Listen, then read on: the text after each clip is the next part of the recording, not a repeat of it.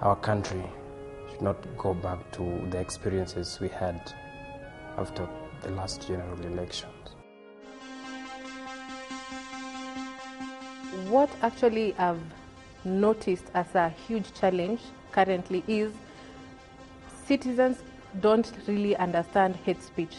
It's more of a cliche because it hasn't really been interpreted well. It's being taken even lightly, even in the media.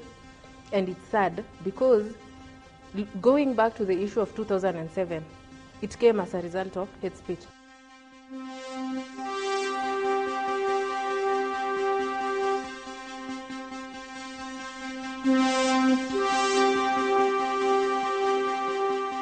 Hate speech is, to my view, what is propagating a statement or action that propagates or try to demean or alienate or belittle an individual or a community based on the gender, race, color, or ethnic group.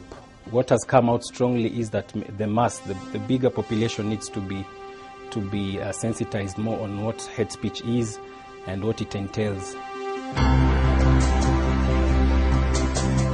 Basically, I think the bigger picture is the hate speech, but you're also looking at other forms of dangerous speech, alarming speech, anything that might cause chaos or anything that might harm a different individual or a different political party. There is a lot of hate speech among the people, among the citizens themselves.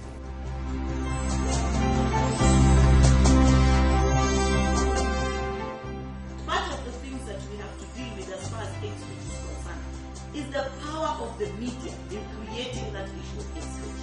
If I make a statement here, internally to the group here today, the potential of its impact is so different as compared to the potential that impact has when that same statement is aired to millions of viewers out there, is reported to millions of listeners out there. And that's a responsibility that the media cannot run away from.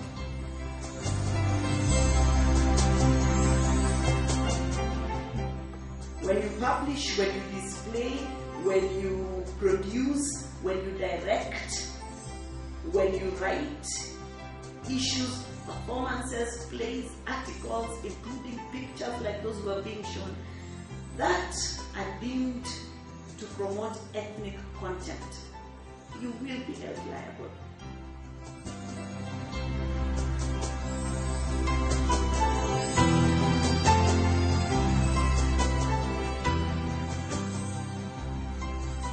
I would generally even recommend maybe for some monitor of one of personal basis to prevent some kind of talks that maybe one may hear on the streets that may influence a person negatively.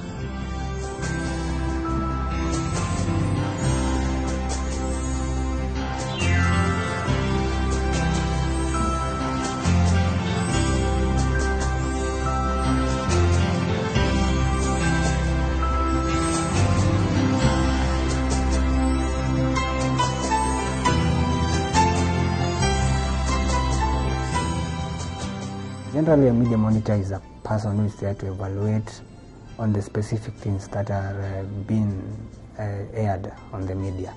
For example, it's monitoring like hate speech, whether the presenters they are doing it professionally, and whether the words that they may use will influence the public negatively.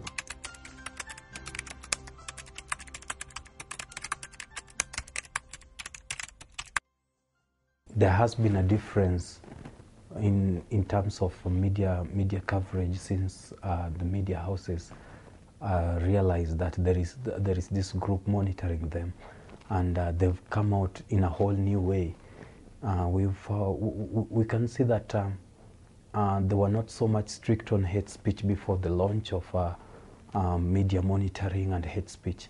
But after the launch, we again see them being a bit strict on hate speech, to a point we get some of them cutting off calls, we get some of them running programs to sensitize the public on hate speech. According to my observation, the presenters are not the people in question.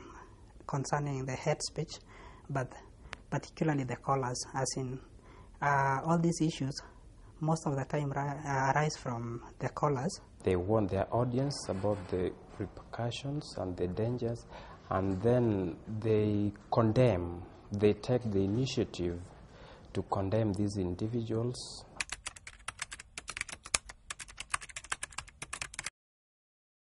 Politicians have sort of become clever. They're trying to camouflage their languages and their speeches, in that it's very hard to pinpoint what hate speech is and what hate speech is not. The language, mother tongue is deep.